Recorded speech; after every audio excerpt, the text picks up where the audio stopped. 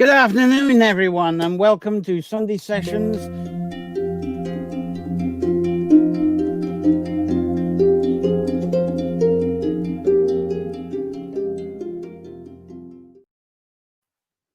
Well, that was quick. It set off before quite quickly. Anyway, 8th of November 2020. Thank you for joining me for this week's Sunday Sessions. And it's our weekly time of exploring nature-centered folklore, connecting this within your favorite sanctuary space. And luckily, the weather's quite nice. I'm out here in the tree labyrinth in the center of the willow cairn here. So I trust you're in a lovely sanctuary space where you are. And using that to express your inspired visions from your sanctuary through your writing, poetry, art, craft, performance, problem solving, whatever your vocation is. Now, today's Sunday session is, it was advertised as Samhain Gathering, but I've added on Samhain Gathering and Traditions. And the reason, for those of you who were watching last Sunday, the sessions ended up carrying a different title. It became The Origins of Samhain and Halloween. And it also became a longer session than usual.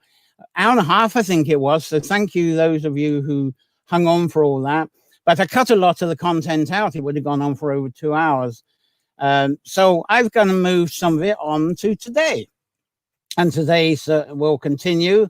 There's going to be quite a bit more on the traditions at this time.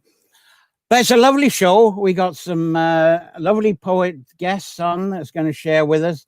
Some people that I've really wanted on the show for a while. We've got the prolific poet B. Smith. She's going to be on later with a very, very topical poem, actually from this labyrinth here. There's Denise Terry, who is actually a neighbor, but a wonderful poet as well. The wonderful Thomas Carty is sort of one of Ireland's unknown, stunning poets. He just pours stuff out and very, very talented, but people don't get to see him very much. But I think you'll enjoy his presence, what he's got to offer. And we've also got Jerry Dunland from Roscommon up there by Loughree, where the Shannon flows through, currently in Suffolk. And it's wonderful to have him, wonderful storyteller and poet. It's been a pleasure to actually perform on the same stage as him. So we got him soon. And I hope that we don't run out of time, because I want to fit in a bit of Claire Roach, because Claire is actually going to be with you more than me next Sunday. So that's something to look forward to. So let's see who's amongst us today so far. I see there's quite a few of you there. Well, we got Donna's here. Fantastic. Thank you, John. A glorious morning in New Mexico. We had a glorious time. Oh, B's coming on board. Great. And there she is. There's B. She's in the green room. Yes, we had someone I was putting out, and I thought we were going to have showers, but lovely is on. And there's Claire. I mentioned her. Oh, we definitely got to have Claire on. She's sort of flashing on and off here. There's Claire. Marvelous to see the willow branches. Kimberly is around. Kimberly, lovely to see you again from Boston, regular. Terry, hello to you too. Thanks for coming on board. And there's Brittany here. Good morning. And son, Canada people, lovely. Thank you for joining us. That's great. We got a lovely audience kicking off this before we even get going. So that's quite thrilling. So let's see what I've got for you anyway. I would like to start by repeating the unraveling of the different times that people celebrate Samhain, because people are still very confused about it. Sorry about the Kansas, because I'm going to be talking to people. But anyway, the majority of people, it seems, they've adapted to the Gregorian calendar, and they perhaps don't realize it, but the Gregorian calendar version of Samhain, people call this Halloween, don't they? October the 31st, the Gregorian calendar date, the night before All Hallows. And I think that was mainly put together as a compromise connection between the Catholic Church as a way to connect with the peasant population, of course, something that could be understood and bring them in. A change of date wasn't much of a problem. But the Gregorian calendar, much of the world uses. Now, what have we got here? I'm just going to, I've got message. I've got someone on here. Again, my buttons. Why have I got Brittany? I've got you on still. And oh, there we go. I operate right. Yeah, that's it. The celebrating there of some Samhain there. But as I was saying, Gregorian, there's our man here, Gregory. There he is. He's coming up there. And much of the world uses the Gregorian calendar today, invented by Pope Gregory the 13th, and actually introduced on Halloween 1582. So it's not really that old. And it was a kind of attempt to improve on the Julius Caesar calendar that was really a mess. But then I think the Gregorian calendar is a mess too. But for a while, both calendar systems were operating, and it seemed to become a Catholic versus Protestant kind of thing, because the Julian calendar kept going until fairly recent, really, in Scotland, which is quite amusing. I find it amusing, since hardly any Romans got over the Hadrian Wall. Yeah, they ended up adopting the Julian calendar. Anyway, 31st of October, Gregorian date, most popular gathering time for people to light and hold reverence to their ancestors and all the various things that people do through Halloween and Samhain, though I think most people regard it as trick or treat and that's it. But the next gathering uses a much more ancient calendar, time system, sidereal time, calibrated, from what I understand, in ancient Babylonian times. It's very accurate. It's the Earth in relation to the solar system, the galaxy, the universe movements, and was essential for early navigation, still quite essential for navigation, really. So that was yesterday. For most of us, that was yesterday. And there's an actual point of Samhain, the exact halfway point between the exact points of autumn equinox, fall equinox, and the winter solstice. So right in the middle, we have the cross quarter point, which is Samhain, according to the sidereal time. And the fire ceremony hosted after the first sunset, after this crossing point, is often what people who stick to the sidereal time, that's why they celebrate that sunset. And it was evening yesterday, but that cross point can be in daylight, but still the following sunset. And this being Gregorian calendar time, that was the 7th yesterday. And that's when it often is. But it's interesting, the Gregorian point, it's midpoint of Scorpio.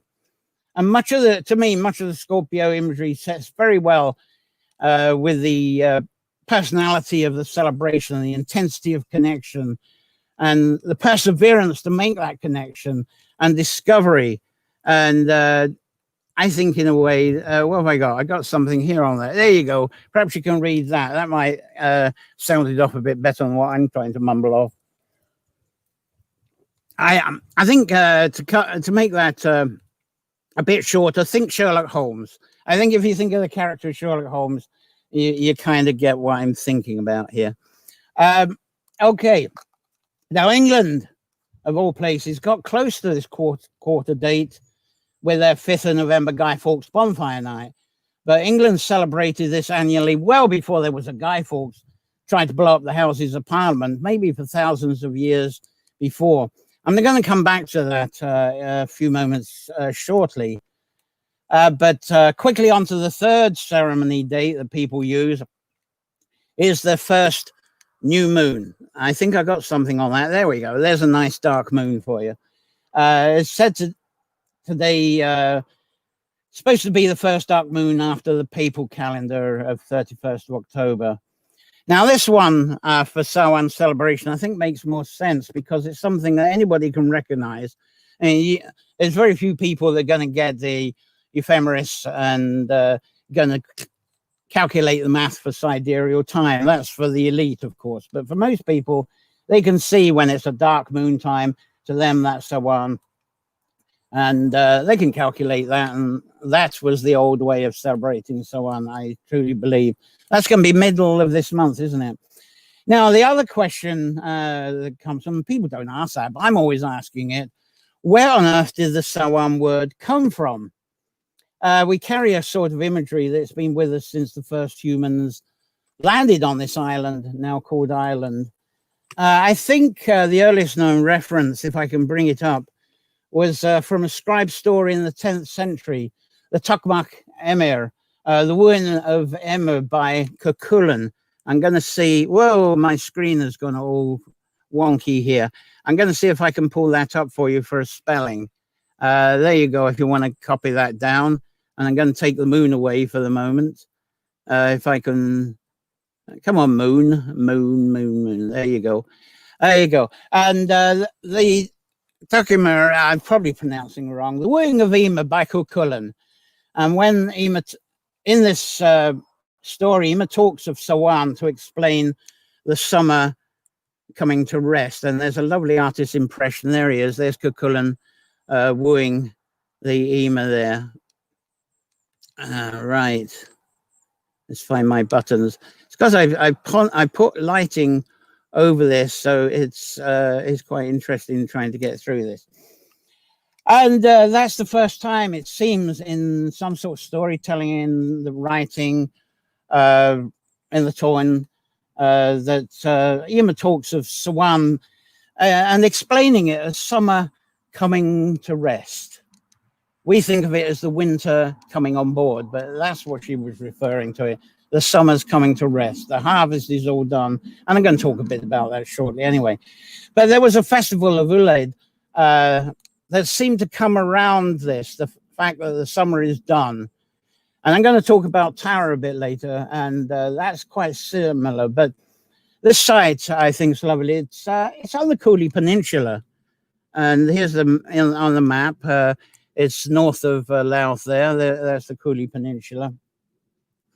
And that's famous for, obviously, Cuchulainn getting the brown bull from there. I wonder if he was taking it from the fair, from the celebration. I don't hear that in the story. Perhaps I need to read it closer, but there's the map for you. From then on, it seems Samhain has appeared in several stories, and especially in stories after Pope Gregory had success launching his calendar, and when 31st of October became famous for people's Samhain.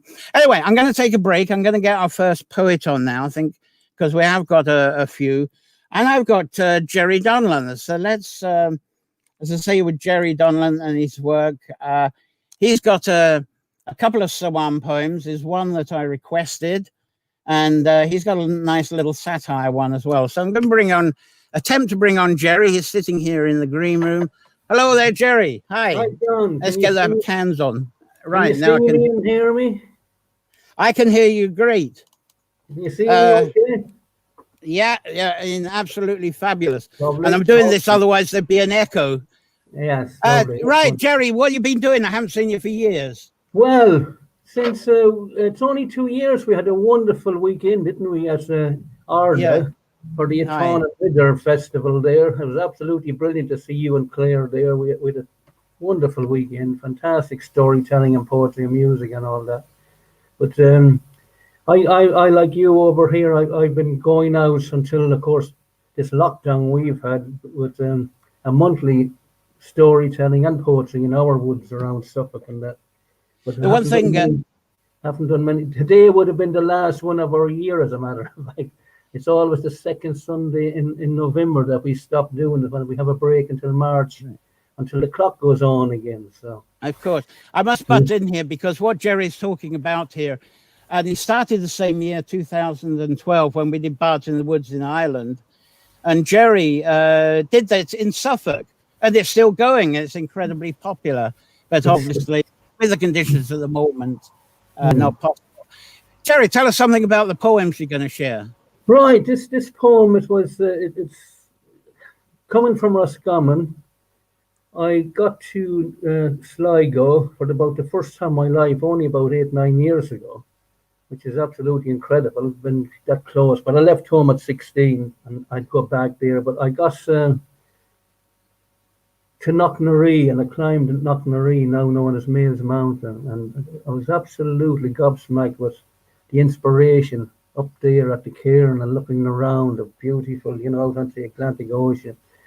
and the inspiration I was getting from there. And by the time I got back down to the bottom, I had this poem, and I even managed to do a story on Knocknarea afterwards, you know. So it's an incredible place, and I'd recommend anyone that goes over to Ireland, get to Sligo and climb Knocknarea, and especially now because there's a lot of people which I don't recommend is taking stones away from there. I usually bring a little stone and make an offering, but I just hope that cairn keeps going for many years to come.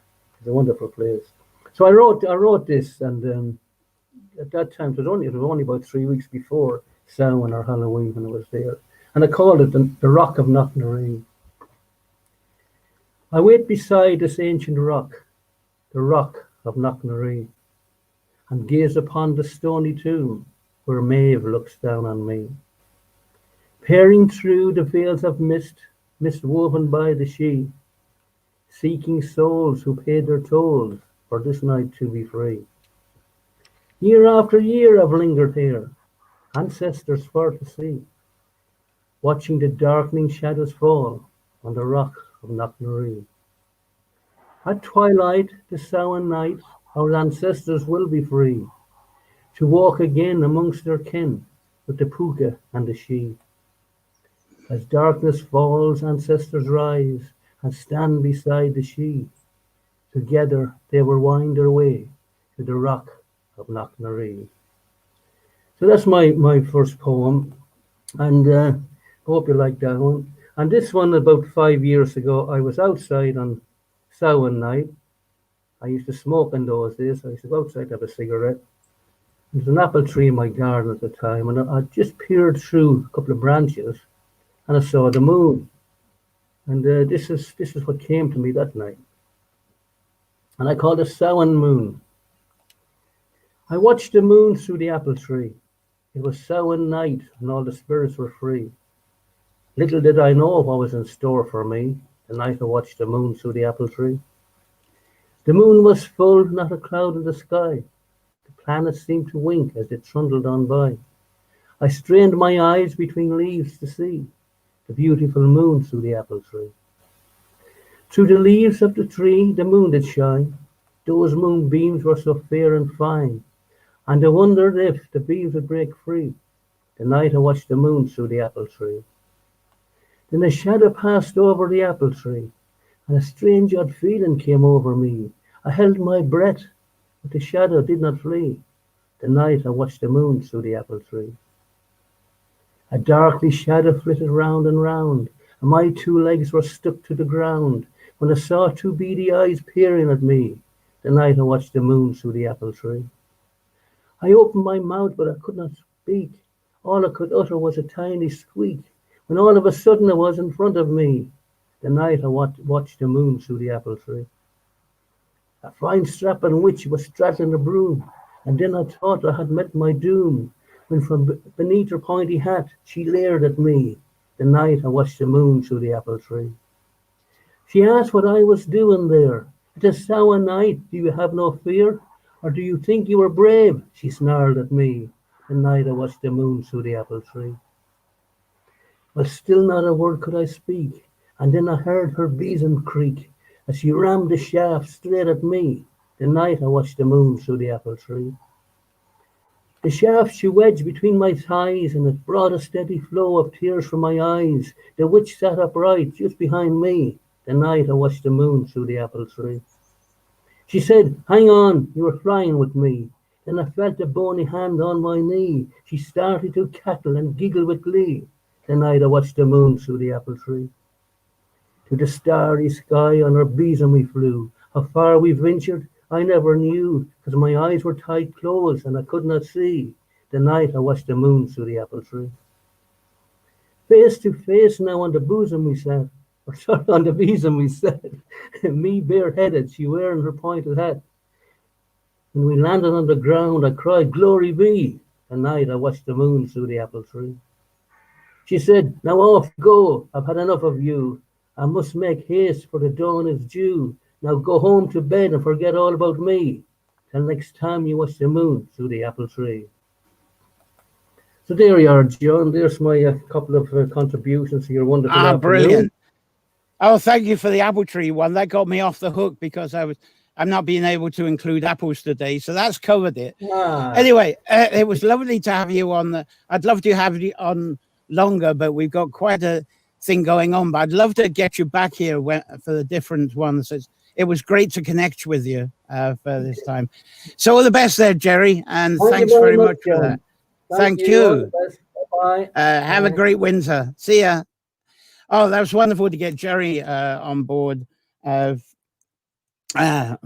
I trust you enjoyed that, and that was a thrill and a nice surprise to get the apple in on that. There's Marcella, lovely poet. One day, Marcella, we're going to have to get you on board. Excuse me. And of course, Claire's met Jerry a few times. I don't know why Claire came. There we go. Magic to Jerry. Thanks very much. And Annette. Oh, hi to both of us. Thank you. And Rebecca. There we go. No one really had the time to get together and meet until post-harvest anyway. That makes sense too. And I was going to say something about that. Strangely enough, I'm not going to be able to fit that in, but there are some traditions related just to what you're saying. But I'm going to have to move that to 2 Sundays' time. But thanks for mentioning that. Quite true. And then Donna, celebrating on the dark moons, we got another week. Yes, late this week, isn't it, Donna? It is that indeed. Great. Oh, Didier is here. Oh, yes, he's here. Denise's partner, to make sure everything is wonderful. And he took the video. We'll see that a bit later. And there's a treat for you, Didier. We're actually going to have 2. I've got an old recording there as well of Denise. So that's great. Thank you all. To get going with this now. So what is this celebration or reverence of this time?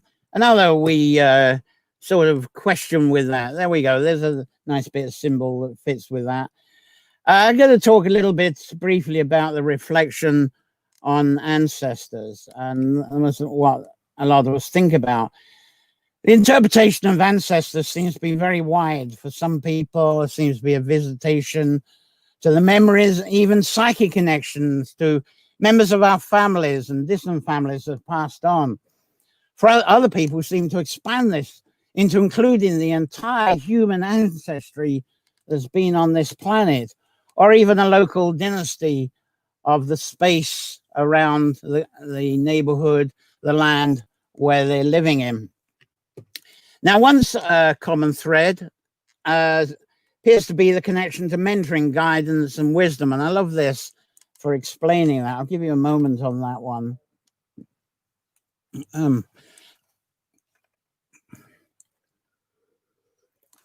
Now, it seems what we call Swan was quite a process of closing the harvest. What was mentioned Rebecca earlier.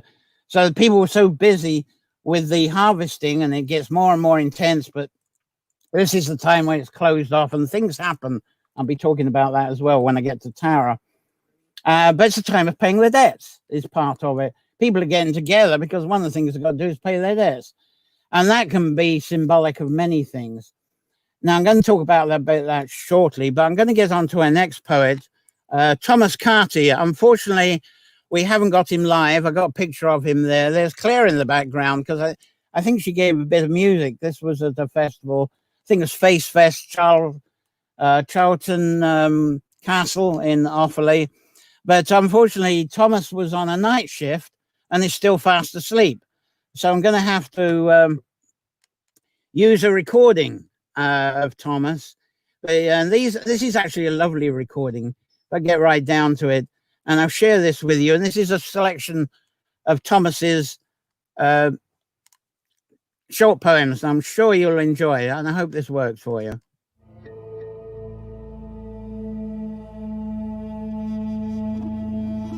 As if applause, a clap, clap, clap, echoes the evening air, as I walk past spectators, and yet there's no one there. It is no ghostly apparition, of which these lands are framed, of Mother Nature's creations, wild and free, but swans untamed. Their wings slap against the surface, as to the sky they take flight. I, a walker, I watch and wonder. They soar high, out of sight.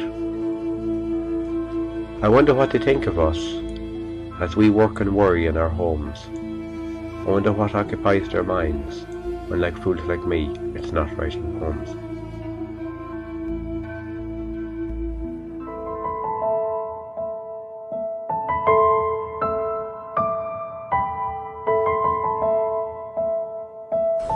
I heard not the cries of the Norman child, and the forgotten keep that no longer stands, slapped by its mother for a reason lost in time, and its pain soothed by another's hands. I heard not the cries of mother in childbirth, heard not the cries of another's fear, as their fortress came under attack, heard not the cry of soldier killed by spear. I heard not the prayers of the Christian man, who refuge from others attacking here found, where he built his home where he never should, upon this ancient burial mound. I heard not the chants of those whose dead were placed here all those years ago, about whom we have learned so much in time, and about whom we so little know. I heard not the orders barked in an unknown tongue, as of how these stones where were to be placed, by a people of no writing or modelling tools, whose technology and knowledge we have misplaced. But I did hear the bird song and the silence that must have echoed so loud and quiet in their ears. That thing all civilizations have in common, the melodious soundtrack of the passing years.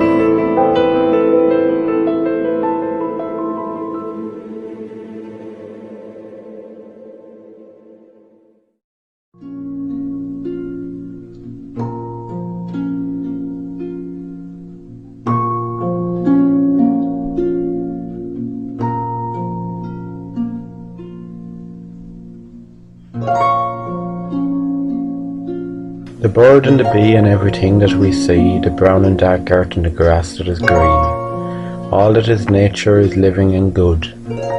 It is where we see where God he has been. The man that helps another, though he is not his brother, for he sees that the other is in trouble or ill.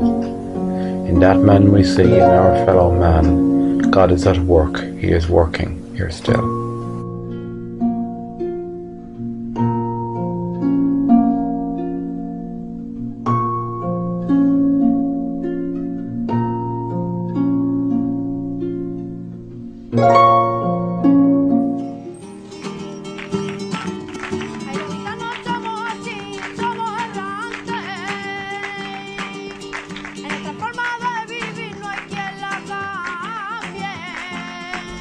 A dance of joy and survival, shaking shoulders and swaying hips, and an eye out for her lover, with a half smile on her lips. Like her sisters long before her, she sees life as a chance, to live, to love in liberty, to the rhythm of the music and dance. And the music of the guitars floats high over the sounds of the throngs, who watch at a distance the musicians and the dancers and their songs. No matter what life has thrown at them, no matter what their enemies do, they will dance and they will sing, endure their persecution through. Hatred holds not their hearts do full of fear, of the turning of friends against them who today friendly appear. So they keep the music playing, songs of survival and romance, clap to the beat of their hips and feet, to the rhythm of the dance.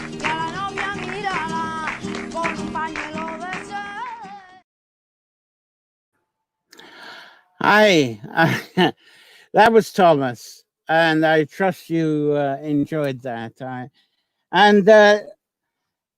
There are a lot of people dancing in the street, isn't it? And I was thinking to myself that I'm glad that perhaps I'm living a life lived that people are not dancing in the street all over the world when I lost my job.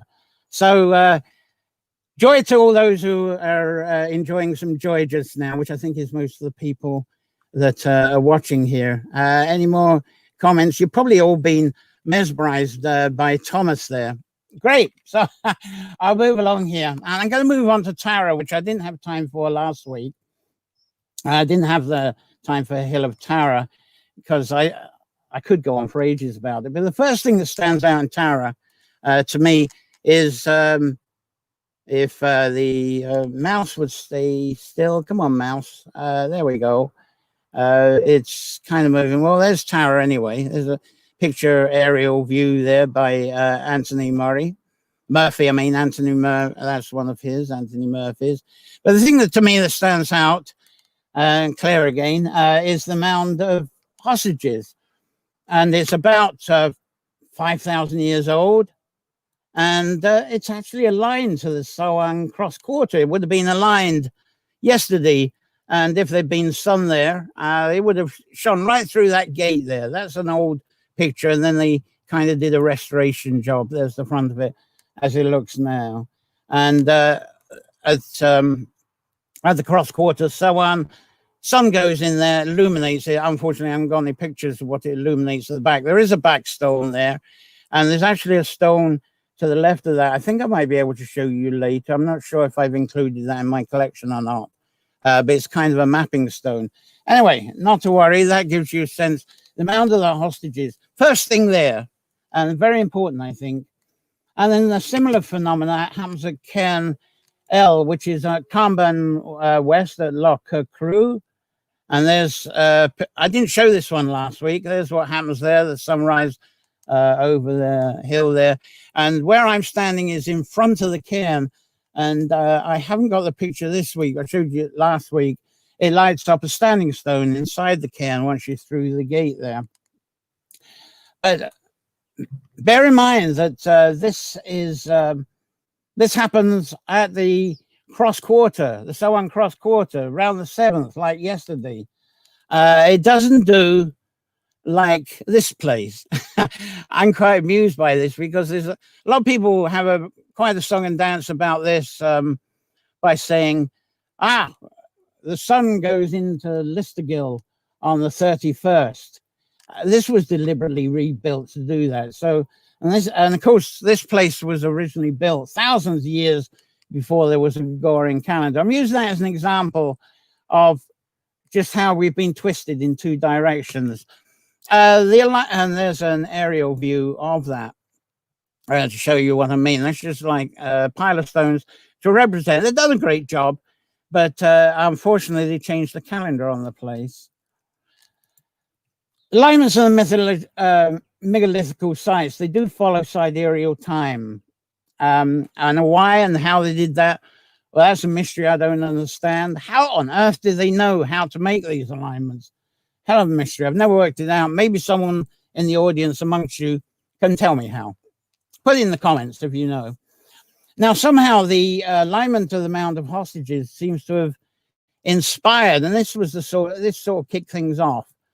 It seemed to inspire a space of land around it that became the gathering place in ancient times for the whole of this island that is now Ireland. It all seemed to start with the mound of hostages, the first thing that was there. So there's stories that we don't know about that at all. And of course, famous near that is the court of the High King.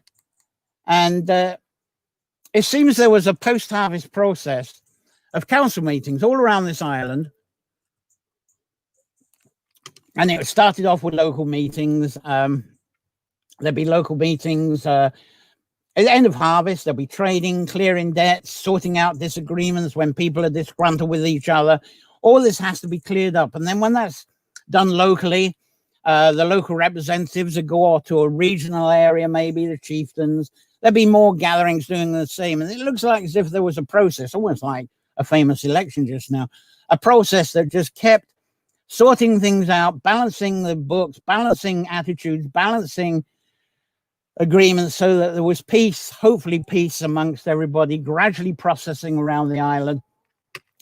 And from the regions, the reps ended up in various courts around Tara. And this is one of my favorites.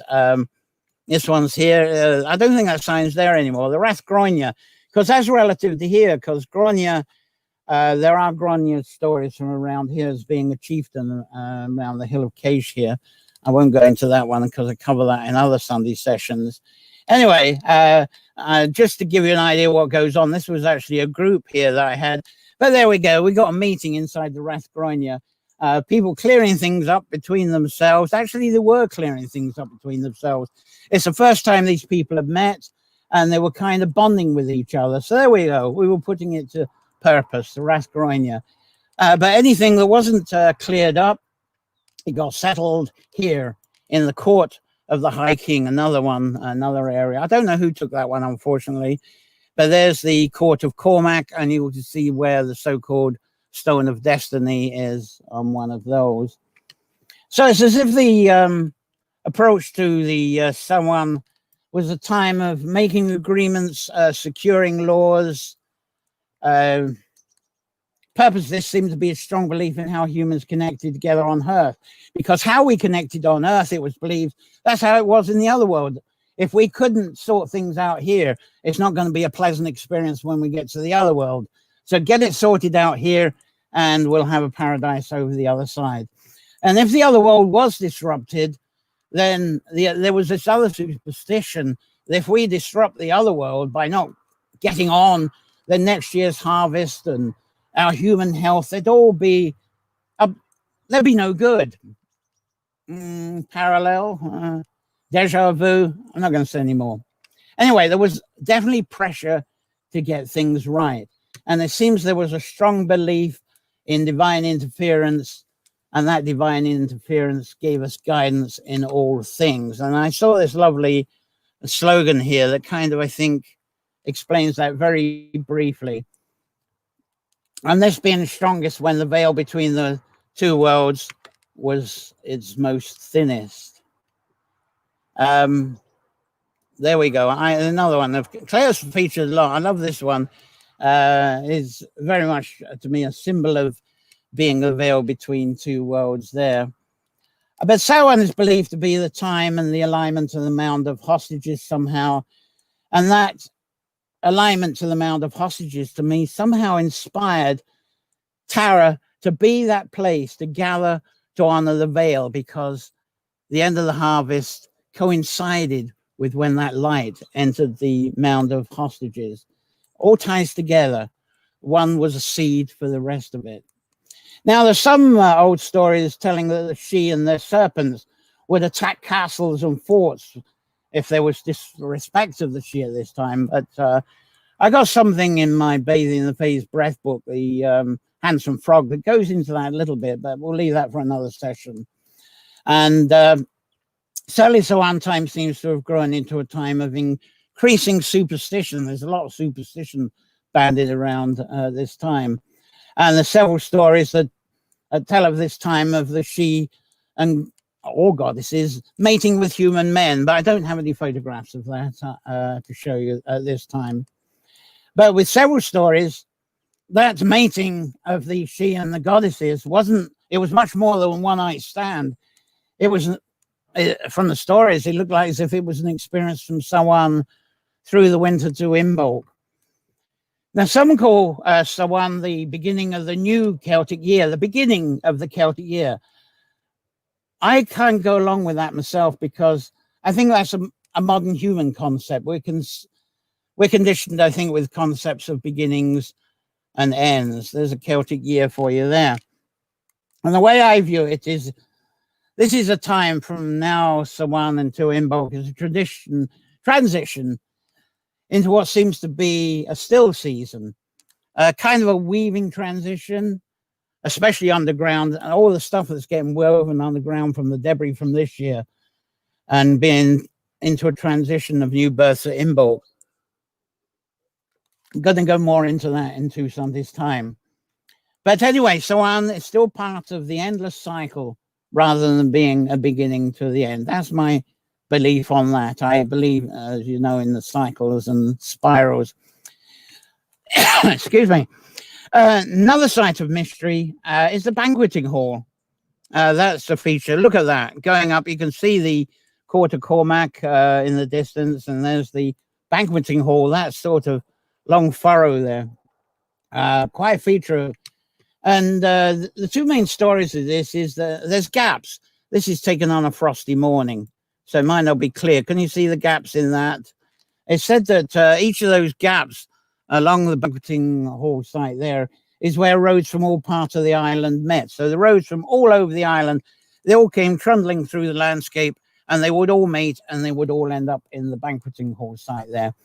Now, the other story with this is that after all the trade deal, debts, all the disputes, all the legislation had all been sorted, there was then a huge feast where everybody could share in the feast. The chieftains, their bards, maybe the druids or whatever. That's what we call them today, isn't it? The druids. Whatever the medicine and wise men accompanied them. They all got together, had a great ceilidh and good crack.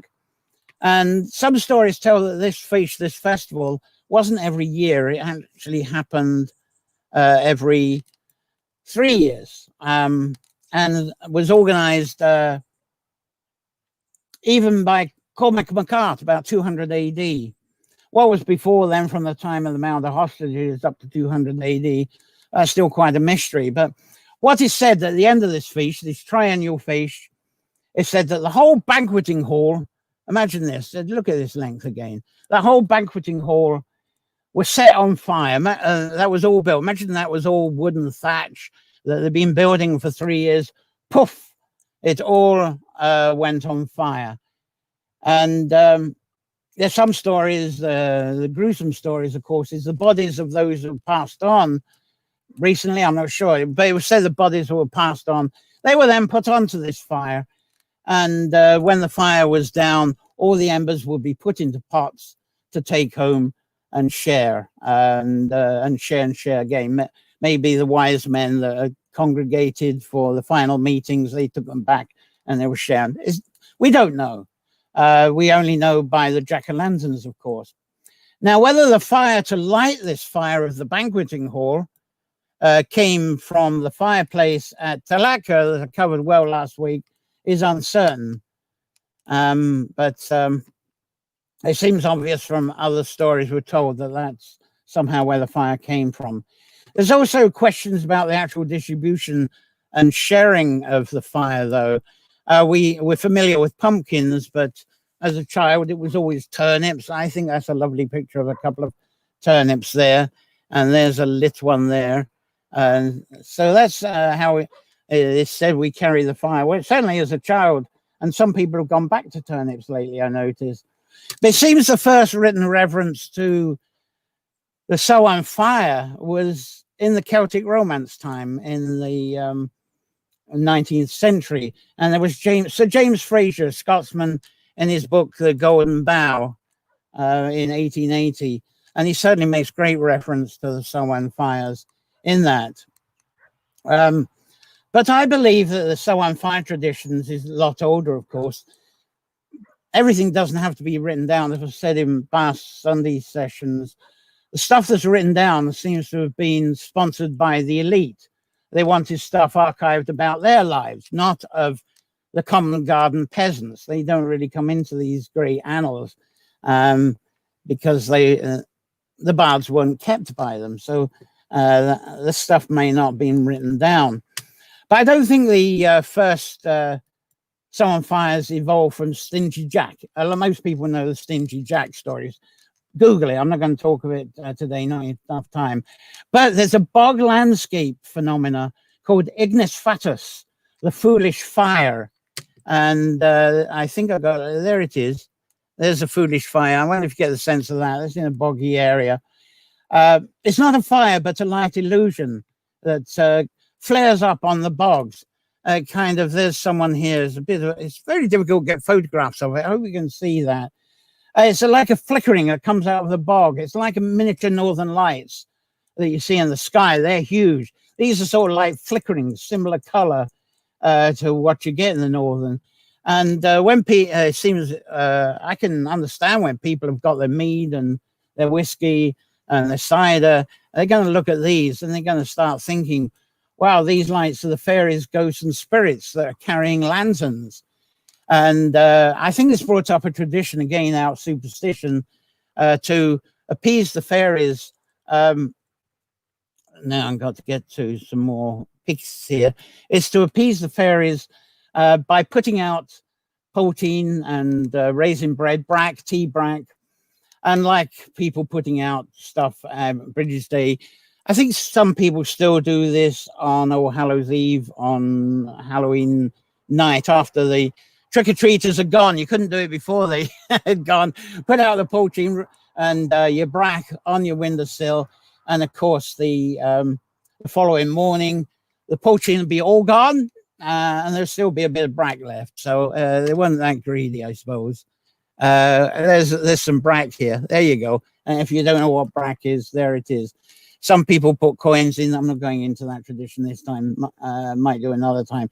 Anyway, this is not the mischief, really, when you think about it. It's not the mischief across quarter time. This quarter time, we don't think of mischief in the way that what goes on at Halloween. It seems as soon as the date moved to the 31st of October, people started getting into more and more mischief. I suppose if a pope kind of invented this, of course there'll be mischief, because it was being daring against the church, wasn't it? So I can imagine the mischief really increasing because of that. Anyway, I'm going to go, I think I want to get on to the next poet. What have I got here? That's for a bit later. Right. Denise Terry, and I hope Didier is here. I've got Denise Terry, short little poem, but fabulous all the same. And here she is with First Fires.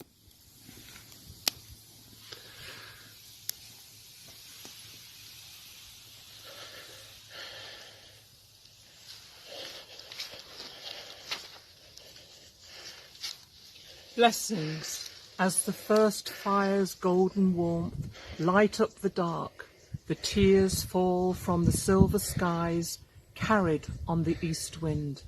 The sparks soar high and ignite the spirits, remembering our beloveds, near, far, and beyond the veil. Rejoice in letting go, release and replenish. A new beginning is seeded. Fuel your dream fires with certainty. Spirit is watching and supporting your next step.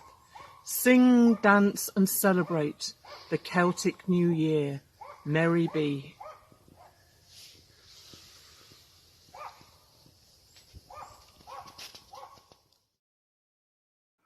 Well, a lovely bit of Denise. You're actually going to hear a little bit more of her later on from a past little ceremony we had here.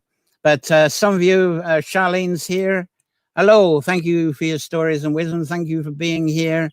And the Mound of Hostages, favorite place to visit. It is quite enchanting, isn't it? And Sherry is here. Lovely to see you, Sherry. Good morning, everyone. We can always hear the beginning as well. Always archived, of course. Lovely to have you all here. Thank you so much, and enjoy your celebrations related to other things. It's quite a moving day, isn't it?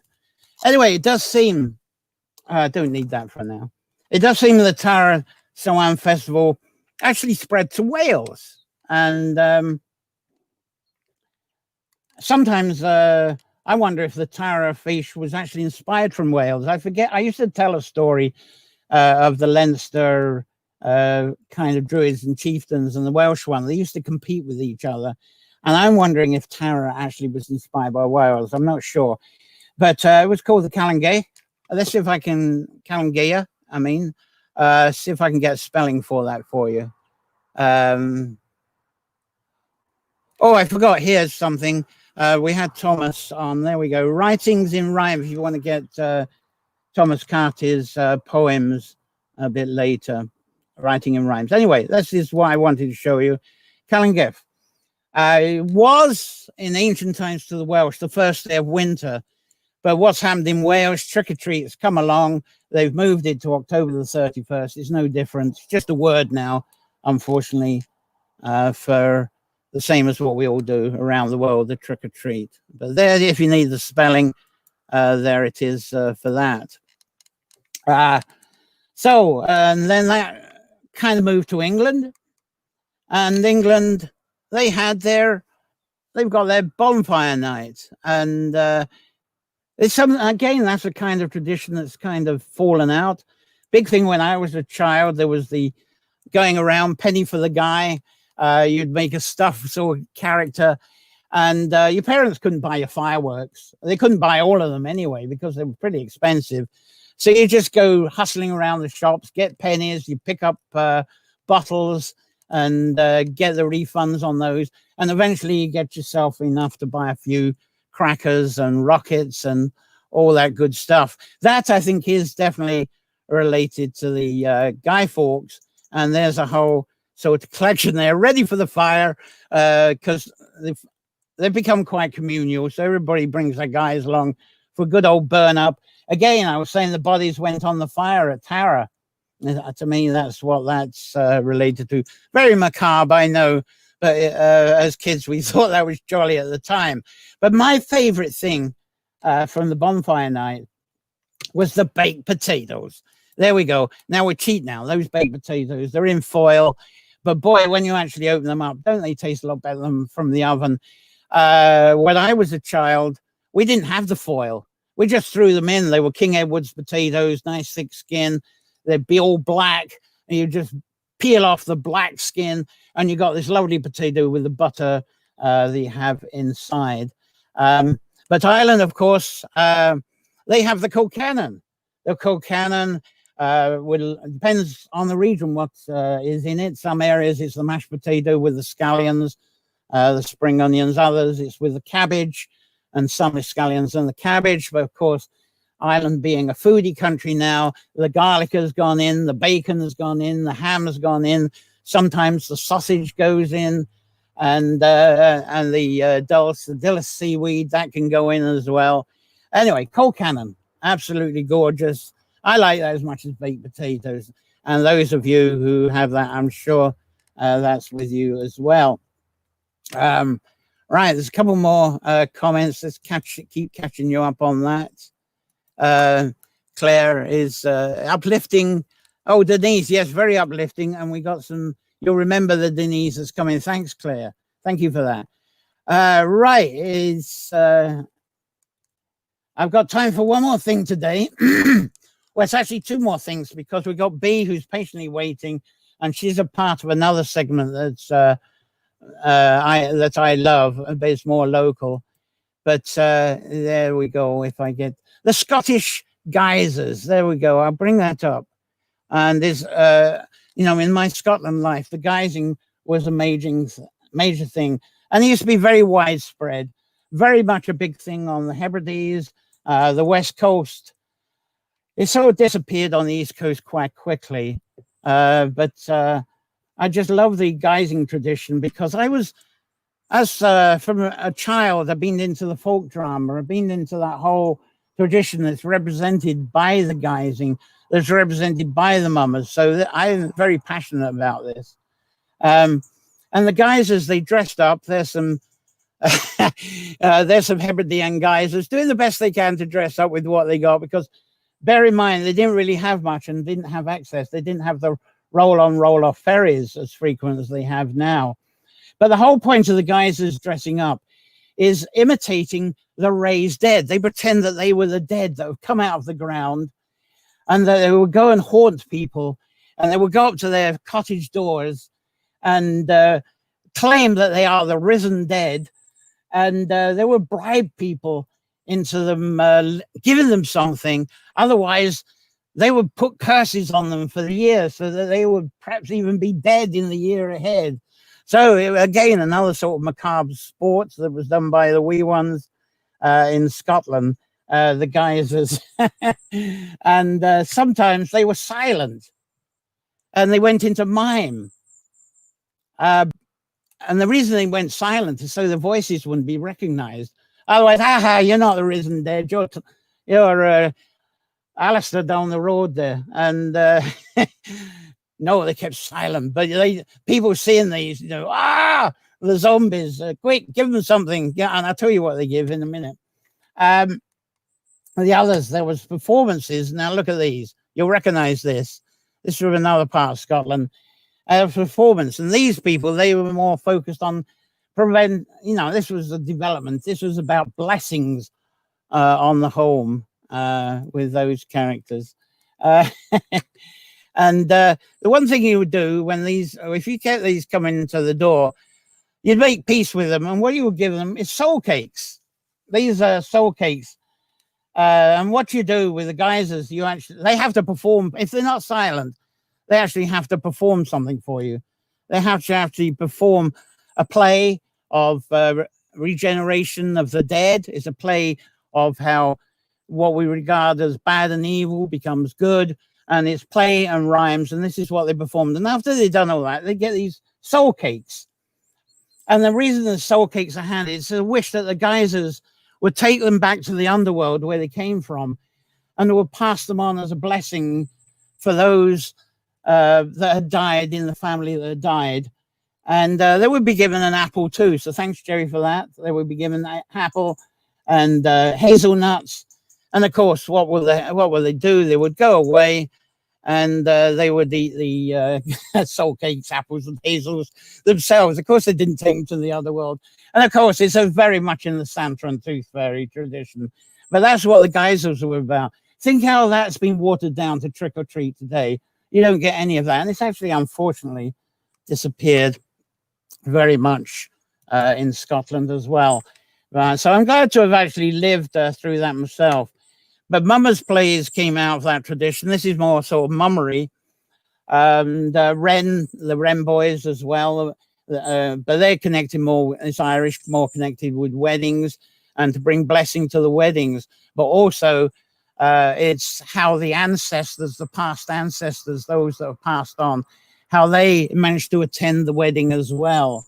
So that's what, I'm thinking of, the Wren boys, they go to weddings, but we're talking about catching wrens, but it's all connected with people pretending that they've come out as zombies from the graveyards. So that's a little bit of that. Anyway, soul cakes, easy to make, not much different to a scone mix really. But instead of wheat flour, use oatmeal. Use the pin oatmeal and macroom oatmeals that's made in Cork. Absolutely perfect for this. With butter, bit of baking powder, and then you sort of, with the butter, kind of fold that in and make crumbs out of it. Maybe add water, add a bit of milk. Some people like fruit, some spices, maybe honey. But of course, we're making it complicated. It used to be a very simple recipe. Let's get down. I'm running out of pictures here. Anyway, I would like to talk more about apples, but I'm going to leave that for a couple of weeks. And today, as I say, trick or treat is much more watered down, but that's what people are familiar with. It's more commercial, unfortunately, isn't it? Anyway, the other things I will cover in 2 weeks' time will be apples, wassailing, the blessing of apple trees, brooms and broom dancing, witches, black cats, and the tradition of bringing cattle down from the hill grazing because they've been sent up into the hills of Belthany after crossing between the fires to get rid of all the bugs and stuff they picked up in the winter. The fires would singe them off of their coats, the two fires, the sparks. And of course, there was a blessing up the hill as they go. And there's a whole sense of tradition up here, but they're back. And there's a whole lots of goings on when they come back. And the origin of the US Cowboys comes from this. So I'm looking forward to telling you about that in 2 weeks' time. And another important thing about this time is the tradition of Don, Lord of the Dead. Let's see, I think I've got him here. Oh, another thing, the apples. When before they got their gift, they had to bob for apples. That's a tradition that's left. It's gone. So when the Guisers came round, that's something I had to do. Anyway, Don, Lord of the Dead. I'm going to talk about him in a couple of weeks' time. Fascinating story. I was going to read a poem about him, but I'm kind of running out of time and I want to get to B. Oh, yeah, definitely. So I'll skip the poem that I was going to read about Dead. I'll come back to your comments later. But this Samhain time, this is bringing it local to us now. we host a lovely candle-lighted labyrinth garden walk. We got the Garden of Labyrinths here, as you probably all know, but the COVID has stopped us doing this lighted labyrinth this year. So here is a video, before I bring Bea on board, because she was inspired by this, is a video of a herbal spiral garden walk that was 3 years ago. I don't think you were at this one, Bea. Anyway, this is a bit of a collection. If I can get this up okay. This is it. Beautiful sight, clear sky. Everything just fell into place for that evening. So I'll leave you with the last Samhain 2017 Carol Croyd Journal. I hope you enjoy it.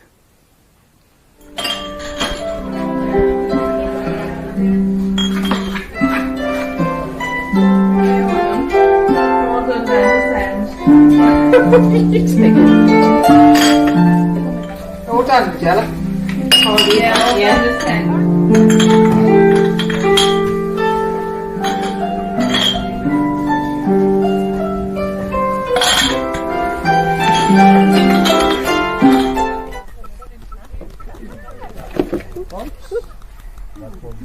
No damage done.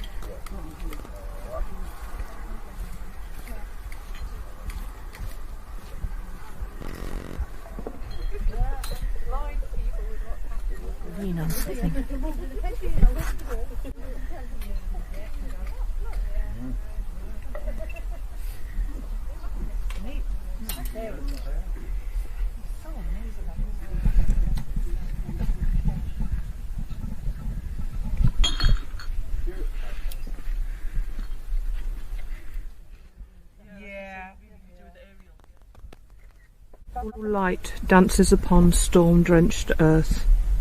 Star-spangled droplets spill from leaden clouds. Wind rustles leaves along puddle-filled paths. Myriad of seeds pop and crack underfoot. Oak, beech, hazel, chestnut. Summer releases her hold slowly. The warm golds and reds turn rich yellow and brown, revealing silhouette branches. Roots stretch deep into still, warm earth, thirstily soaking in draughts of autumn nectar. Swiftly shortening days, slow the pace. Swan and raven outsize duck and crow.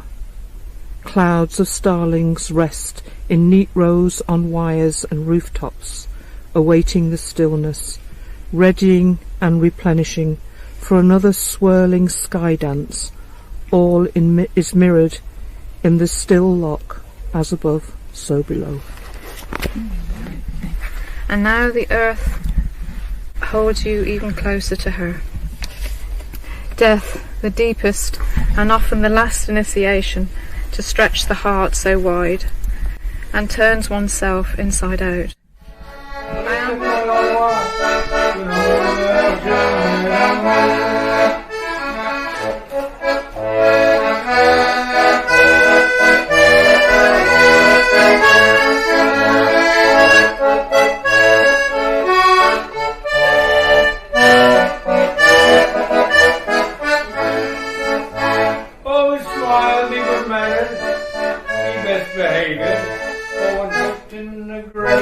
Some dark, lonesome graveyard, you will meet them again.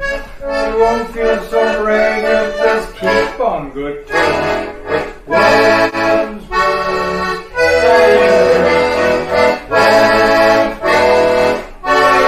to eat you.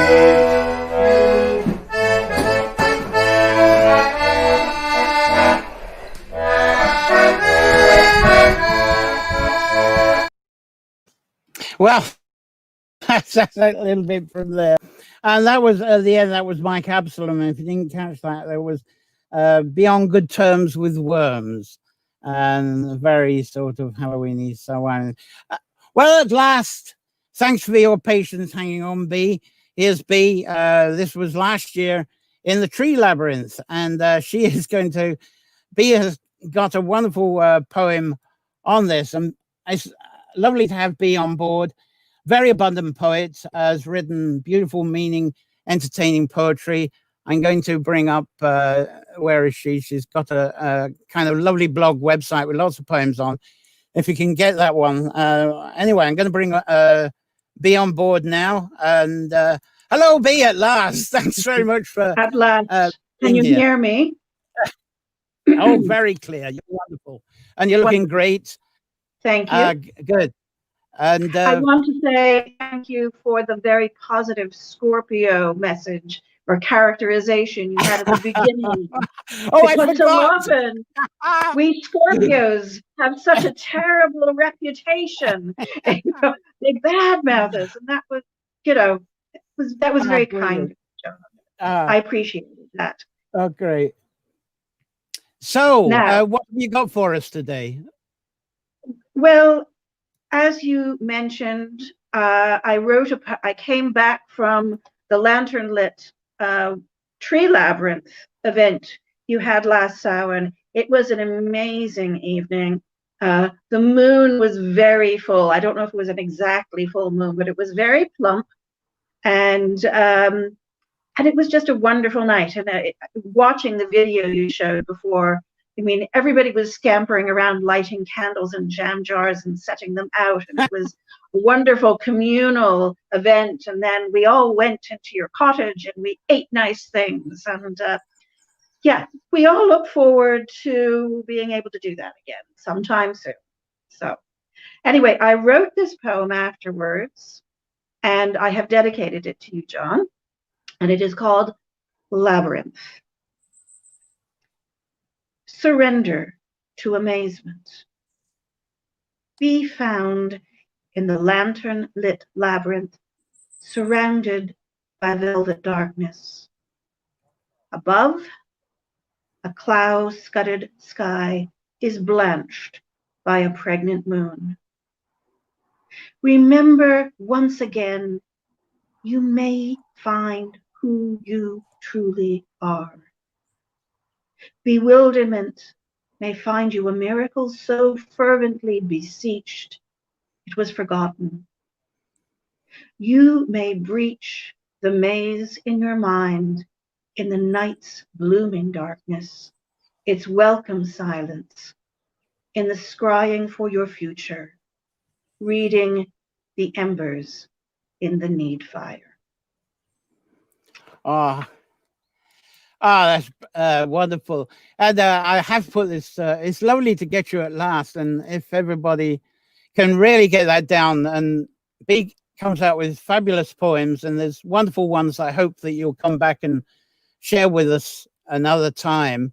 As I say, I'm doing some overrunning as usual. But to give you a nice prime spot, especially, I always forget the title, the one with the trees. The wedding. I call it Nemeton. Yes. How Danu married Bila, who was We're a tree. definitely going to have you on for that one. I look forward to that one. Now that we know this works, and you sounded really great. You look really great. So thanks very much. Sorry it was so short this time, but we're going to get you back. John. Pardon? I Sorry? put lipstick on for you. I put lipstick on for you today, just for your show. Well, it's the first time in months. Right. Has Tony got lipstick on? We're going to have to get Tony on as well sometime.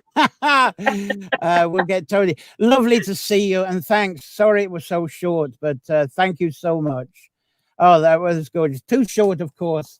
Now, I've gone over the hour as usual, so again, I'm cutting a few things out, but I must move on with this next one because I said we're going to have a bit of Claire. And the one thing I got from Claire, they haven't extended the video length that we're allowed on the StreamYard. This is happening in the next week or two. So I'm going to do a bit of technology whizzy here. I haven't done for a few weeks, where it's sort of share screen. It takes quite a bit of horsepower. Let's see if this works for you.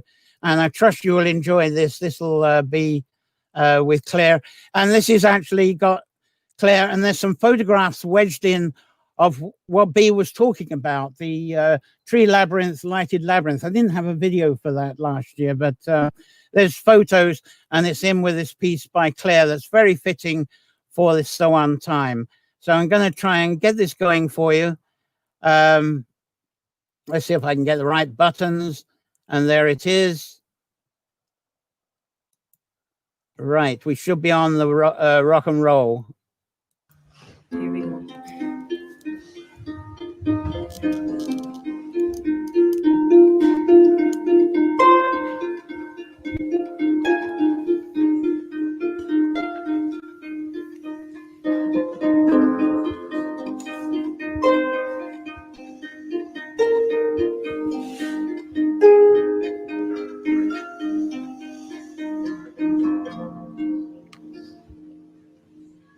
In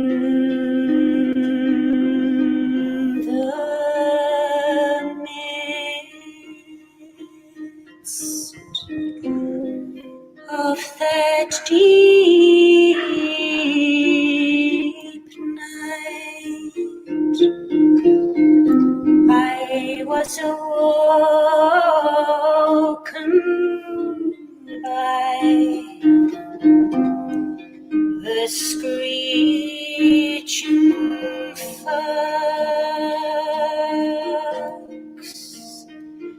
and the night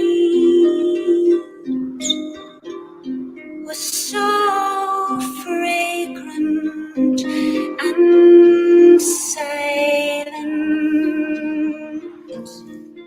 Said I couldn't bear to let it pass in slumber.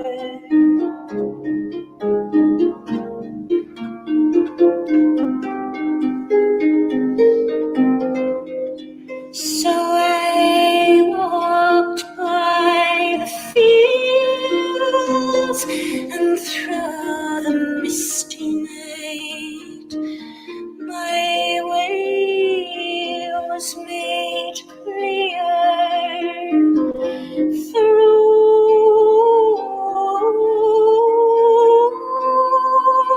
the dark depths of the wood, where the shadows mingle in 1,000 ways, and the light of the moon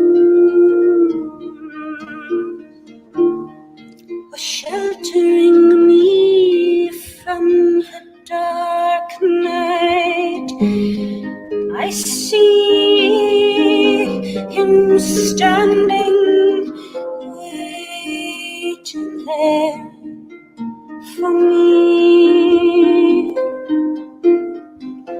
and his frame is so cold and far away. I wish he'd take me tender by my hand, and through the misty night we'd walk together. The horses raised their heads in question, but there is no pain here.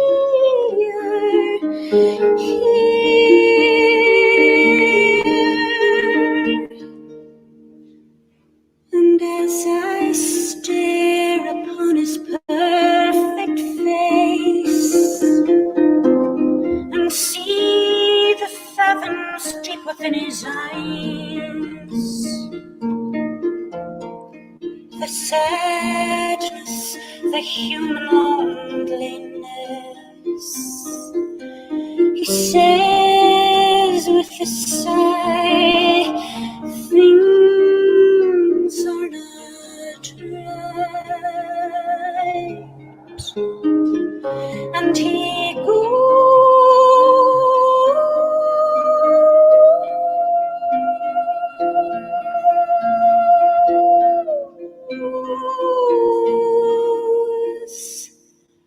From me, and the dawn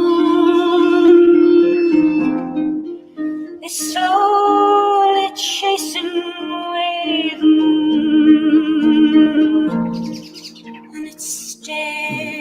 the rising sun for a while, and like my lover fades with the dawning, fades with the dawning, fades with the dawn.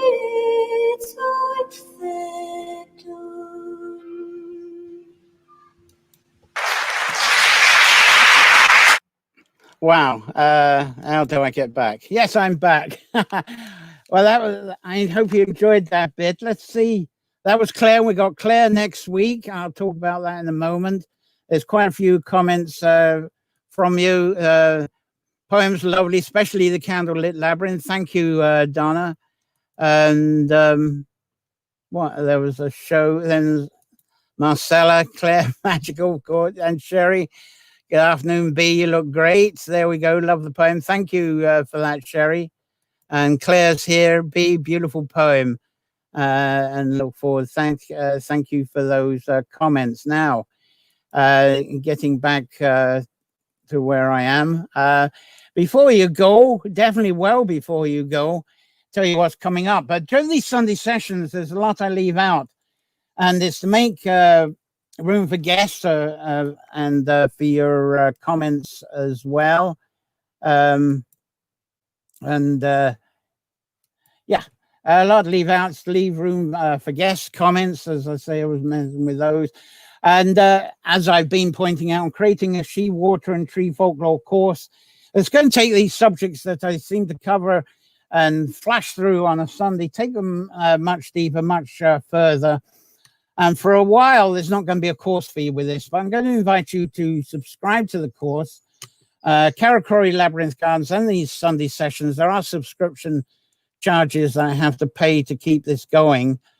So I do subscription, let Patreon handle it. So it's helped a lot by your subscriptions, donations, and the course media will be ever increasing. There'll be topic videos, podcasts, slides, ebooks, and eventually we'll get together to take this further with Zoom-like course meetings. And I'll even design a certificate of accomplishment of going through these various rites of passage. So it's all going to be there. There's going to be some optional projects to be able to take as well. So subscribing through the Patreon page if you can, just €1, dollar, pound a month or more. And there's links all over the Karakuri website, and I've taken the liberty of putting that there. So, and then I'll message you how to access the course. So thank you for being subscribers. Thank you for being here. Coming up, let's give you some pictures of what's coming up over the next few weeks.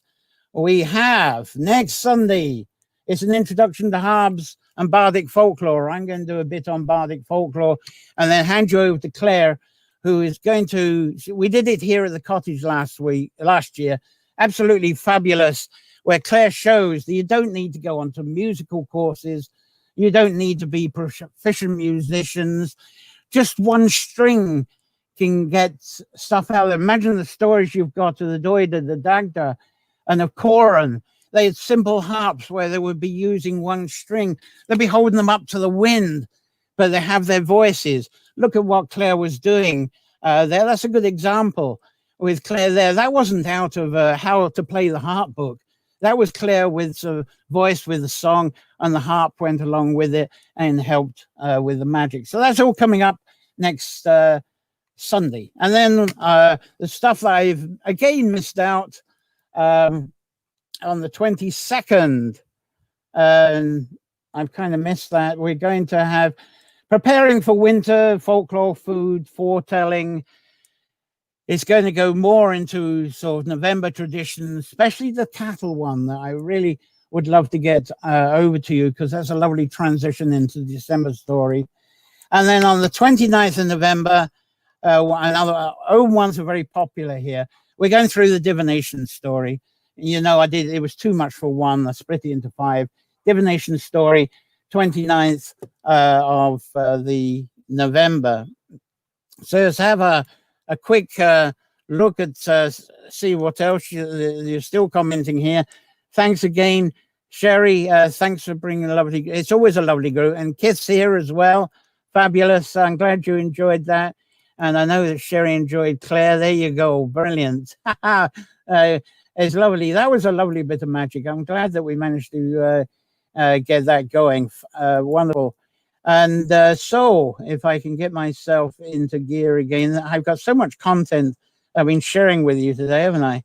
Anyway, so thanks again, B. Smith, Denise Terry, Jerry Donlan, Thomas Carty, Claire Roach. What a selection, what a talent we had today. And I would like to ask, please comment, keep commenting here, even if you're watching this after the live, if you're watching the archive, keep the comments going. I do check them out. So enjoy a safe week, full of wonder, inspiration, and of course, lots of celebration this week and all your enchantments. So until next Sunday, play well and bye. Thank you again.